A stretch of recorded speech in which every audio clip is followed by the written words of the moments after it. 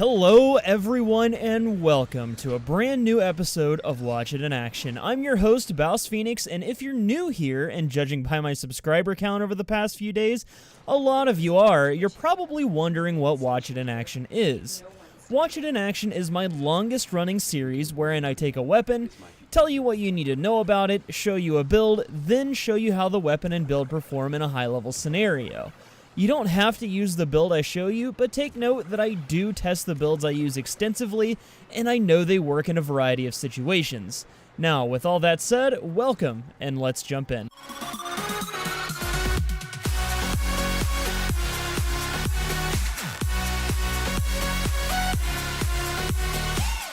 Alrighty then, today on Watch It in Action, we're going to be taking a look at the Lanka, which is an extremely powerful sniper rifle designed by the Corpus in Warframe.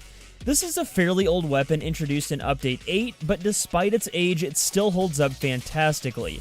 We'll see why in a second, but first, you should know that if you're hoping to acquire this weapon, you'll need to be at least Mastery Rank 7, and you'll need to be in a clan that's researched it if you're wanting to build it with materials instead of buying it with platinum. The Lanka features pure electricity damage as its base damage type with no physical damage to back it up.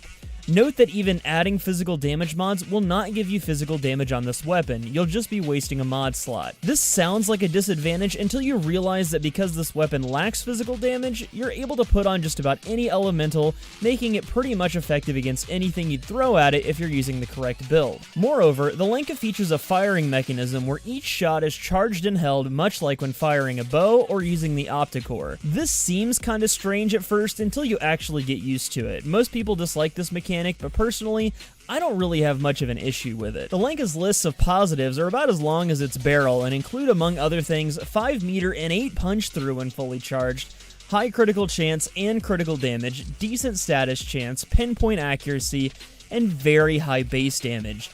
It also has the largest magazine size of all snipers, and on top of all that, fully zoomed in shots have the chance to red crit, which means massive damage potential on headshots. No weapon in this game is without its negatives though, and the Lanka is no exception to that. First off, you'll notice that the Lanka has the lowest scope stability when zoomed in fully, meaning that scope sway will make it difficult to hit long range targets. Additionally, the Lanka's projectiles have travel time, which means you'll need to lead your targets. Lastly, in order to take full advantage of the punch through and the Lanka's critical chance, you'll need to charge the weapon completely when firing. This may sound like a lot, but in my opinion, as far as negatives go, these are fairly minor, and most of the downsides to this weapon are mitigated with player skill. When modding this weapon, you'll notice that it requires a pretty hefty Forma investment to fit a solid build, but with how powerful this thing can be, I don't really feel like 5 Forma is too much to ask, especially since the Lanka doesn't come with any polarities already installed out of the box. As you can see though, the build we're using has some pretty standard stuff in it. To start, I've thrown on Serration for damage, Split Chamber for multi-shot, Vital Sense for critical damage, and Point Strike for critical chance. On the bottom row, I'm using bladed rounds instead of Argon Scope. I'm doing this because the weapon already red crits when fully zoomed in, and I felt that Argon Scope was a little redundant when I could just increase my critical damage instead. Our next mod, Vile Acceleration, might seem like a strange choice, but I feel a speed mod on this weapon is almost essential. Increasing the fire rate on the Lanka reduces the time it takes to charge a shot.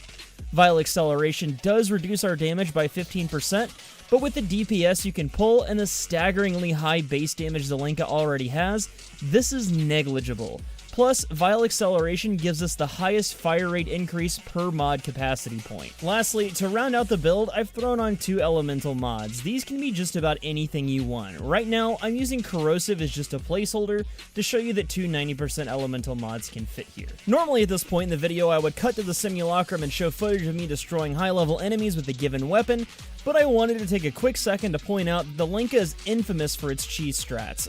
I don't think I know all of them, but to start, you can throw on the gas element and seriously wreak some havoc.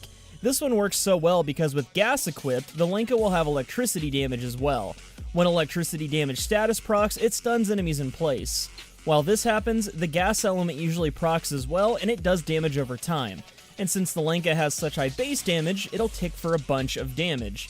Also, both elemental effects are AoE as well, which means that you can absolutely Shrek small groups of tough enemies. Another cheese cropped up more recently that involves Mag. Her new rework has made her magnetizability extremely OP in some instances. This one is pretty easy to execute, as all you need to do is place Magnetize on an enemy and shoot your Lanka into it. This creates shrapnel that flies around the inside of the Magnetize bubble, dealing massive amounts of damage.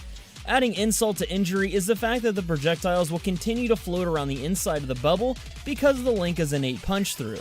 They'll keep passing through targets and dealing damage to anything that walks through the bubble until the punch-through is expended. And lastly, the part you're probably waiting for: how well can the Lanka with this build perform against several level 100 corrupted bombards and corrupted gunners? Well, see for yourself.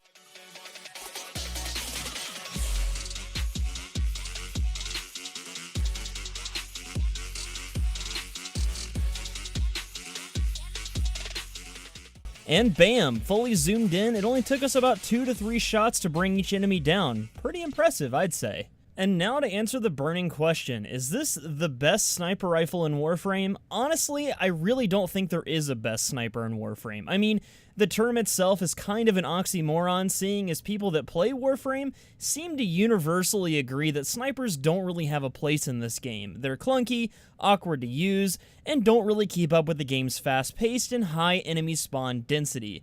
I agree with a lot of that, but I still like to use them from time to time. I'll let you guys decide though. What do you think of sniper rifle weapons in Warframe? Should we even have them? Tell me in the comments. That's gonna do it for today though. I hope you guys enjoyed this video, and if you did, don't forget to support it with a like. As I said earlier, I have noticed the massive bump in activity on my channel lately, and I really appreciate you guys for watching. Lastly, don't forget to subscribe for more Warframe content if you're new here. But anyways, I'm BouseFeenux. This has been another episode of Watch It in Action. I'll see you guys at the next video, and as always, thank you so much for watching.